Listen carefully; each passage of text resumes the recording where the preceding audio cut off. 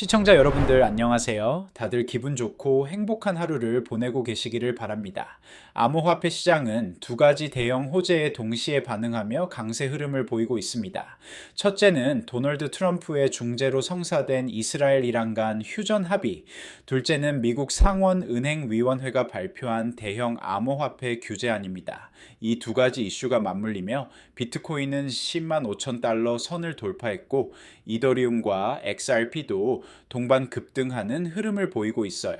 과연 이번 상승세가 지속 가능할까요? 그리고 새로운 규제 프레임워크가 암호화폐 시장에 미칠 장기적 영향은 무엇일까요? 지금부터 자세히 분석해 보겠습니다. 먼저 시장을 움직인 첫 번째 호재부터 살펴보겠습니다. 미국 시간 6월 23일 월요일 저녁 도널드 트럼프 대통령은 이란과 이스라엘 간 완전하고 전면적인 휴전 합의를 발표했습니다. 이 소식은 즉각 금융시장 전반에 위험 선호 심리를 자극했고 미국 증시와 함께 암호화폐 시장도 강하게 반등했어요. 휴전 합의는 카타르의 중재로 이루어졌으며 트럼프는 카타르 국왕과 직접 협상을 통해 이스라엘의 휴전 동의를 확보한 후 카타르 총리가 이란과의 협상을 담당했습니다. 지정학적 리스크가 완화되면서 자산 시장은 다시 위험 자산 선호 흐름으로 전환되었고, 특히 금과 달리 비트코인이 안전자산으로 주목받는 흐름이 강화되었어요. 비트코인은 하루 만에 10만 달러를 돌파했으며 현재 10만 5천 달러 선에서 거래되고 있습니다. 동시에 이더리움은 2,400달러 이상, XRP는 2.29달러까지 반등하며 전반적인 알트코인 시장 역시 긍정적인 반응을 보였어요. 지정학 리스크 완화에 더해 시장을 진정으로 자극한 요소는 바로 상원은행위원회 암호화폐 규제 프레임워크 발표였습니다. 사우스캐롤라이나의 팀 스콧 위원장과 와이오밍주의 신시아 루미스 상원의원이 공동 발의한 이 법안은 디지털 자산이 증권인지 상품인지 구분하는 기준을 명확히 설정하고 암호화폐 거래소가 SEC가 아닌 CFTC 상품선물거래위원회에 등록할 수 있는 길을 열어줍니다. 특히 신시아 루미스 의원은 상원은행위원회 산하 최초의 디지털 자산 소위원회 위원장으로 임명되어 암호화폐 친화적 정책을 주도하고 있어요. 이는 기존 게리 갠슬러 SEC 위원장이 주장해온 강경 규제 기조와는 정면으로 배치되는 변화입니다. 암호화폐 업계에서는 이를 가장 현실적이고 산업 친화적인 규제안으로 보고 있으며 로빈후드 CEO는 미국이 유럽 등 타 국가들에 비해 암호화폐 규제 측면에서 뒤처져 있었지만 이번 상원 규제안은 게임 체인저가 될 수 있다고 평가했습니다. 여기서 잠깐 중요한 말씀 하나만 드릴게요. 이런 비트코인의 급등과 미국 규제 프레임워크 변화, 그리고 복잡한 지정학적 요인들을 단순히 뉴스만으로는 제대로 파악하기 어렵습니다. 텔레그램 소통방에서는 비트코인을 포함한 모든 주요 암호화폐들의 실시간 시장 분석은 물론 규제 동향과 기관 투자 흐름까지 전문가들이 100% 무료로 제공하고 있어요. 비트코인은 물론이고 이더리움, XRP, 솔라나 등 주요 암호화폐들의 정책 변화 영향, 지정학적 리스크 분석, 그리고 기관 자금 동향까지 영상에서는 다 전하지 못한 깊이 있는 인사이트를 지금 바로 댓글창 아래 링크 클릭해서 입장하시면 받아보실 수 있습니다. 남들보다 먼저 대응하는 정보 절대 놓치지 마세요. 그리고 지금 2만 구독자 이벤트 진행 중이라서 댓글창 아래 링크 클릭하고 전화번호 남기실 때 커피라고 간단히 메모하시면 스타벅스 커피 쿠폰도 드리고 있어요.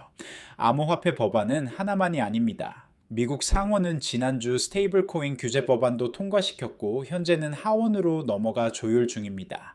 팀 스콧 위원장을 비롯해 빌 해거티, 신시아 루미스, 커스틴 길리브랜드 의원이 공동 발의한 지니어스 법은 이자 지급형 스테이블 코인 발행을 금지하는 동시에 규제 관할 기간을 명확히 설정하는 내용을 포함하고 있어요.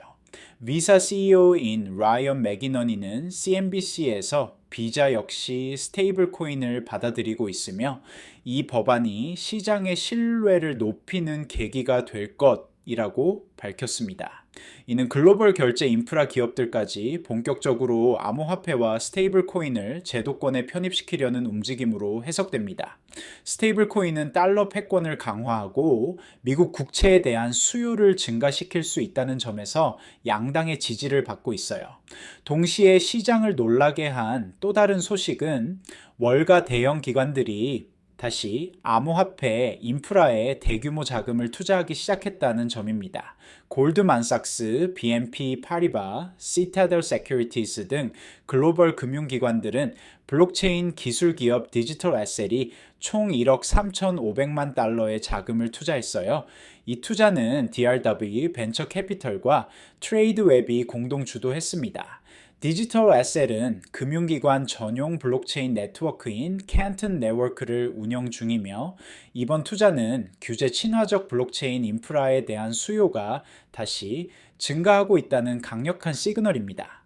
골드만삭스 글로벌 디지털 자산 책임자 매튜 맥더모스는 골드만삭스는 디지털 자산 채택과 블록체인 기반 금융 시스템의 가속화에 전념하고 있다며 디지털 에셋과의 오랜 관계는 그들의 기술력에 대한 깊은 확신에서 비롯된다고 밝혔어요. 캔튼 네트워크는 이미 채권, 머니마켓 펀드, 상품, 환매조건부 채권 등 수조 달러 규모의 실물 자산을 토큰화하여 처리하고 있습니다. 현재 비트코인의 기술적 상황을 살펴보겠습니다. 비트코인은 현재 10만 5천 달러 선에서 거래되며 지난 24시간 동안 약 3.8% 상승했어요. 거래량도 32% 증가한 530억 달러를 기록했습니다.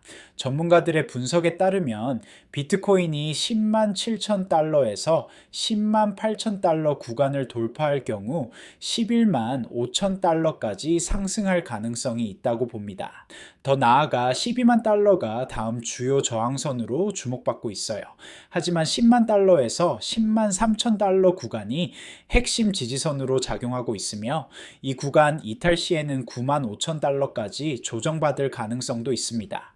장기적으로는 2025년 말까지 15만 달러에서 20만 달러 목표가 제시되고 있으며 일부 분석가들은 25만 달러까지도 가능하다고 예측하고 있어요. 비트코인 ETF의 지속적인 자금 유입도 주목할 만합니다. 현재 비트코인 ETF들은 총 113만 비트코인을 보유하고 있으며 이는 전체 공급량의 상당 부분을 차지해요.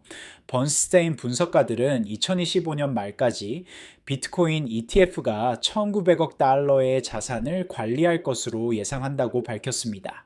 특히 기관 투자자들의 참여가 본격화되고 있는데 현재 ETF 자금 유입의 80%가 개인 투자자로부터 나오고 있지만 앞으로 대형 와이어하우스와 프라이빗 뱅크 플랫폼에서의 승인이 예상됩니다.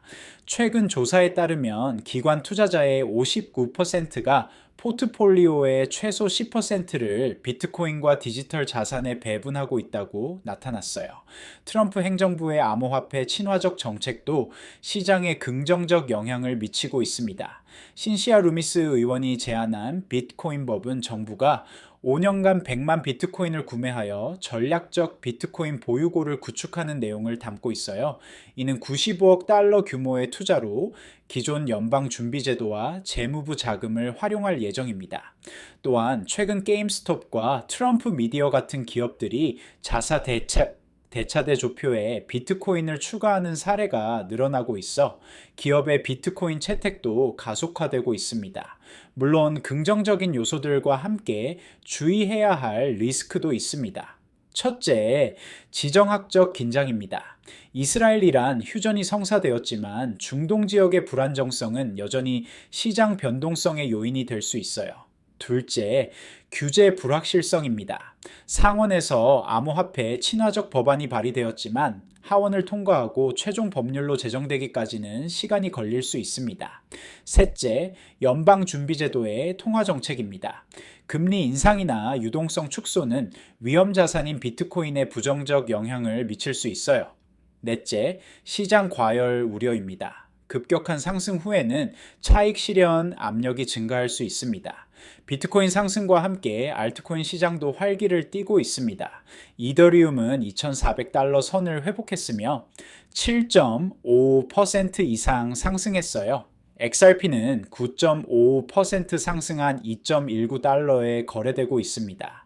솔라나도 7.5% 상승한 143달러를 기록했으며 도지코인은 7.6% 상승했어요. 전반적으로 알트코인들이 비트코인의 상승세에 동조하며 강세를 보이고 있어 암호화폐 시장 전체의 시가총액이 증가하고 있습니다. 결론적으로 이번 휴전 선언과 상원 법안은 암호화폐 시장에 있어 단순한 당위 호재를 넘어서 제도권이 암호화폐를 받아들이고 있는 구조적 흐름의 가속화를 의미합니다. 특히 미국에서 비트코인 ETF에 이어 디지털 자산 전반에 대한 체계적인 법적 정의가 마련되면 암호화폐는 더 이상 회색지대 자산이 아닌 제도화된 금융자산으로 전환하게 될 것입니다. 투자자들에게 중요한 시그널은 두 가지입니다. 첫째, 제도적 기반 위에 구축되는 비트코인의 수요는 안정적이며 지속 가능하다는 점. 둘째, 기관 자금과 글로벌 기업들이 다시 암호화폐 시장에 발을 들이기 시작했다는 사실입니다. 골드만삭스, BNP 파리바, 시타델 같은 월가 거대 기관들의 디지털 애셋 투자는 단순한 포트폴리오 다변화를 넘어서 블록체인 기술 자체에 대한 확신을 보여줍니다. 비트코인은 이제 단순히 기술 테마가 아닌 정책 수혜 자산으로서의 위치를 굳혀가고 있어요. 지정학적 리스크 완화와 규제 명확성 확보라는 두 가지 호재가 맞물리면서 비트코인의 제도권 자산으로서의 지위가 더욱 공고해지고 있습니다. 마지막으로 다시 한번 말씀드리지만 이런 비트코인의 제도권 진입과 복잡한 규제 변화, 그리고 지정학적 영향을 단순한 뉴스만으로는 제대로 파악하기 어렵습니다. 텔레그램 소통방에서는 매일 전문가들이 비트코인뿐만 아니라 이더리움, XRP 등 모든 주요 암호화폐들의 실시간 정책 변화 분석은 물론 기관 투자 동향과 시장 심리까지 전부 100% 무료로 제공하고 있습니다. 진짜 중요한 제도적 변화와 투자 기회, 혼자서 파악하기 어렵다면 지금 함께 하셔야 할 때입니다. 댓글창 아래에 있는 링크 클릭하시면 바로 입장 가능하니 놓치지 말고 지금 바로 확인해 보세요. 그리고 지금 2만 구독자 이벤트 진행 중이라서 댓글창 아래 링크 클릭하고 전화번호 남기실 때 커피라고 간단히 메모하시면 스타벅스 커피 쿠폰도 드리고 있어요. 지금까지 트럼프 중동 휴전 선언과 미국 상원 암호화폐 법안, 그리고 비트코인 10만 달러 돌파에 대해 종합적으로 분석해 보았습니다. 특히 제도권의 암호화폐 수용과 기관 자금의 본격적인 유입이 비트코인에게 얼마나 중요한 전환점인지 확인할 수 있었어요. 오늘 다룬 내용이 여러분의 투자 결정과 장기 전략 수립에 도움이 되었기를 바랍니다. 영상이 유익하셨다면 구독과 좋아요 한 번씩 눌러주시고요. 다음에도 더욱 정확한 분석 콘텐츠로 찾아뵙겠습니다. 감사합니다.